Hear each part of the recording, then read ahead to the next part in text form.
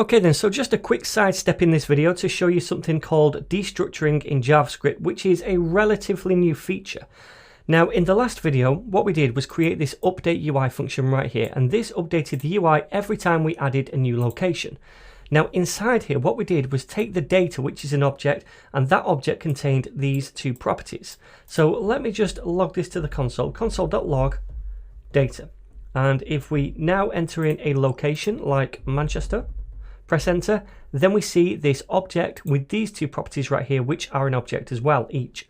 So what we did was we stored those two properties, city debts on the data and weather from the data, in these two local variables. And what that did was allow us just to easily output them here.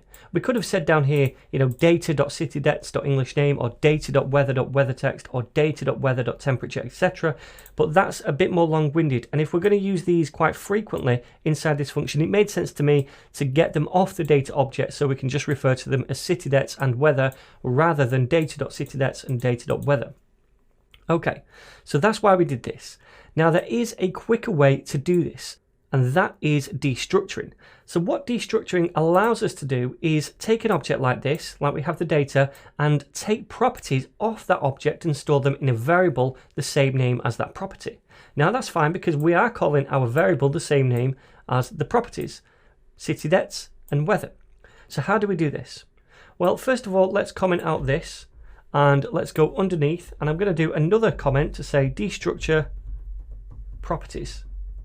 Now the way we do this is by saying const first of all, then curly braces, a bit like an object, and we say what we want to call our constants. Now the constants must be the same name as the properties that we're getting from the object. So these are going to be called city, debts and weather, and then we set that equal to data.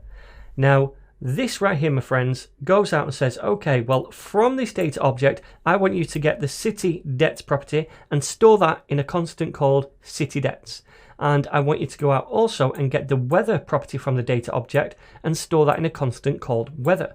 So this is the syntax to use to destructure properties from an object. And it's doing exactly the same thing as this, but we don't have to write as much. It looks neater and it's a bit more maintainable.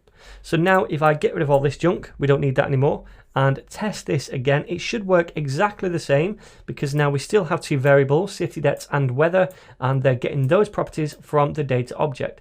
So this should work right here, this should work, and this should work. Save it. And if we type in, say, London, for example, now we get all the information from London. This still works. So that, my friends, is destructuring. It's an easy way to get properties from an object and then store them in a constant of the same name.